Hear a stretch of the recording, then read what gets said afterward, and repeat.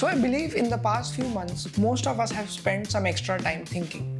We have been thinking about the struggles that we have faced, about the struggles that are yet to come, and the choices that we have made.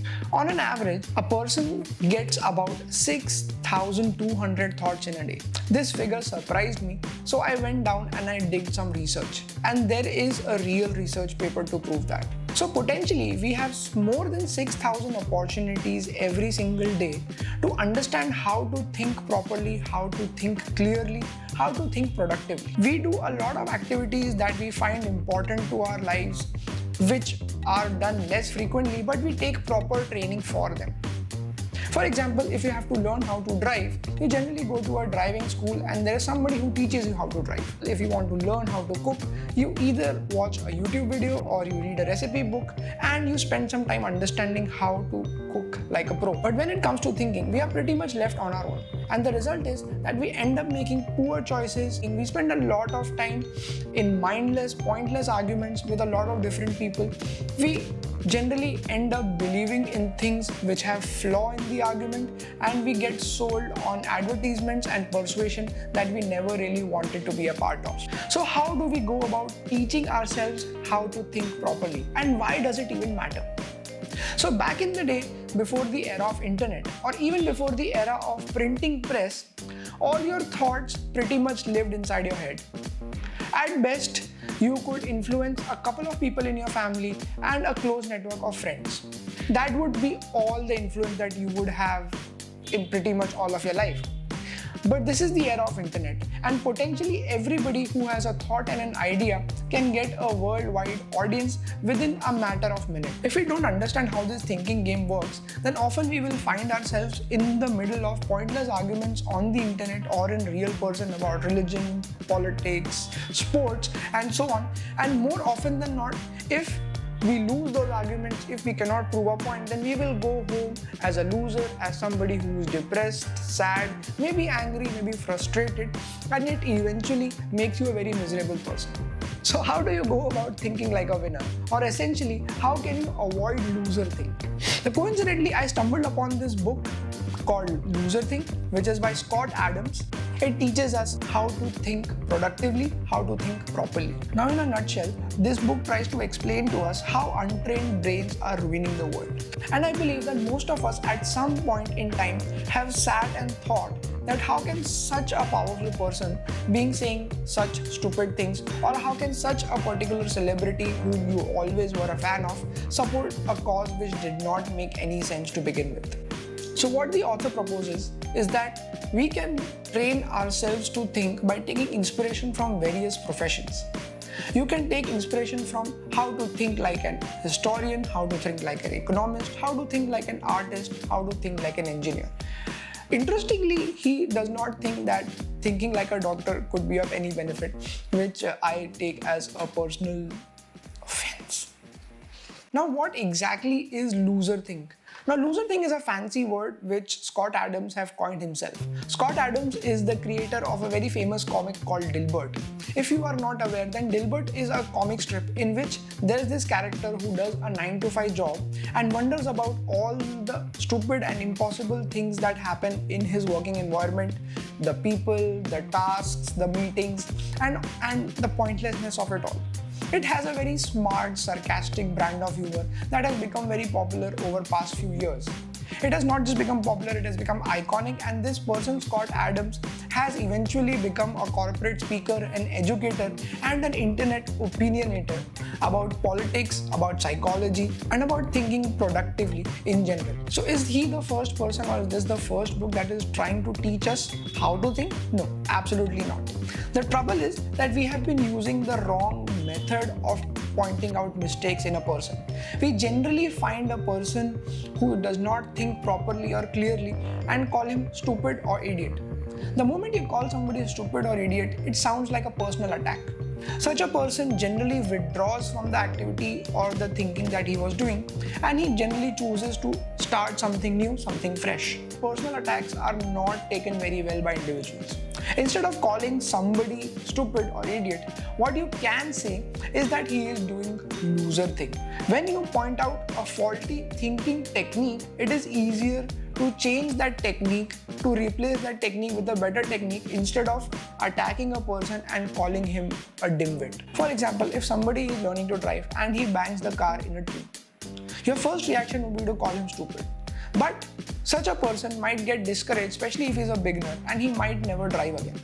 Instead, what can be is that we can say that, all right, you could be driving in a better way, just that you need to learn a few more steps or take care of all these things, and perhaps we can teach him how to drive properly. The scientific way of calling loser thing or mental prison would be cognitive dissonance or cognitive bias. Now, most of us cringe at the sound of any scientific jargon. Hence, that is also not a very good way of pointing out somebody's thinking flaws. Hence comes the word loser thing. It is catchy, it is easy to remember, it gives a fancy name to a thing that we see so often that after a point you learn to identify and point it out. So what exactly is the gist of this book? One of my favorite anecdotes from this book is that if your logic, your reasoning, your opinion depends on reading somebody else's mind, then you are probably experiencing loser think. And this we have all experienced at some point in time. We often guess or assume what other person must be thinking, and we judge or form our opinion based on what we think they must be thinking. That can be wrong more often than not. Hence, we should keep ourselves away from imagining what somebody else must be thinking and take solid efforts to find out the facts, the true story behind what we were imagining. Sometimes you might be lacking imagination, sometimes you must be plain wrong, sometimes you might not know the whole idea. So that is another example of loser thing which you can easily avoid. Then we also learn some small but useful ideas like directional accuracy. Now this applies specifically to my profession, which is medicine. Now what happens is that when we go with a problem to an expert, we generally expect money back guarantee. We generally expect that success would be 100%, and if it is any less than 100%, then our faith is broken and our money is wasted. However, in medicine, it generally doesn't work that way. What actually happens is that when you go with a disease or an ailment or a symptom to a doctor, if he makes you any better than what you had come, in the doctor's head, he has done his job and he has made the quality of life better. But as a patient, you might think that you have not achieved the 100% cure or the treatment or the permanent cure, as patients like to say. If you have not achieved that, you might end up getting sad, angry, frustrated, and depressed. So it is very important for all of us to understand what is directional accuracy. What that means is that even if you are in the right direction, then you can say that you have kind of achieved your target, you have achieved your goal. Sooner or later you will be there. Even if you are not there, you are in the right direction, and sometimes it is not possible to achieve 100% of what you always wanted to or what you started with. So even a micro step towards your goal can be counted as progress. If you don't know about this, then you might be living in a mental prison where you believe that it is either 100% or nothing at all. That is also an example of loser think. Now there are a bunch of more fancy words that I came across in this book. Clearly, Scott Adams likes to invent words. There are other words like couch lock. Now couch lock is a fancy word for procrastination, which means that you just sit and think about doing something but you never really end up doing it. Then there is another sticky word which is half opinion. Half opinion means that opinion which is not clearly informed. These words are easy to remember, they are fun, they are fancy, and the moment you remember those meanings and you go out in the real world, listen to people's opinion, you will start identifying loser thing, half opinions, confused opinions, and couch lock. Another of my favorite take-home quotes from this book is that goals are for loser thinkers and systems are for winners. Now this is something that I learned recently and I've started to observe and agree with it more and more as I'm trying to understand how things work. By making a goal, we generally make a contract with ourselves that if we achieve the goal, then we are successful, we are happy, and if we don't achieve the goal, then perhaps we are sad, we are dejected, and we are a loser. The trouble is that more often than not, you might not achieve your goals, which essentially means that you will be sad more often than not. And a sad person is not a very productive or an effective person.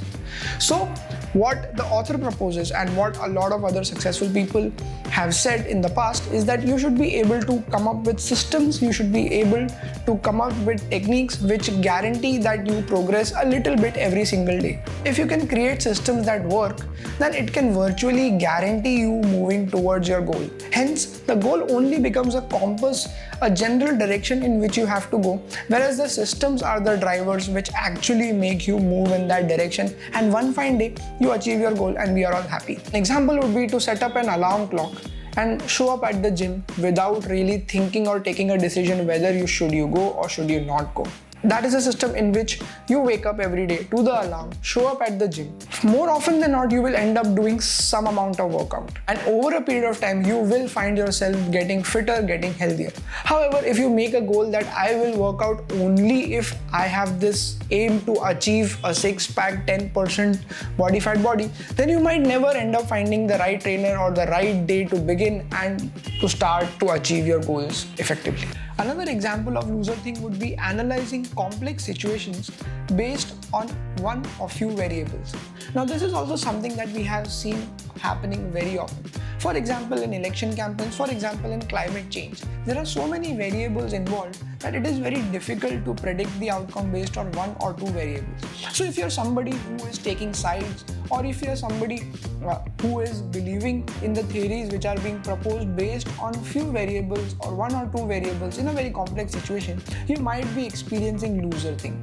So in a nutshell, this book tries to give you ideas, tries to give you examples from various different professions, from various different ways of thinking, and perhaps if you mix all of them in your head, you can become a smarter person, a wiser person, a person who is more alert and can easily filter out facts from fiction, differentiate between sensible arguments and senseless arguments, and go about their life being more productive, being more smart, being more thoughtful, and more successful in daily life. I would really love to know your thoughts about it. Comment down below. Let me know how did you find the video. Let me know what do you think about what I just said, what I just explained. Have you read the book? Is there any other book that I should read? If you like the video, then subscribe to the channel, share it with your friends, Facebook, WhatsApp, share it everywhere, and I will see you in the next one.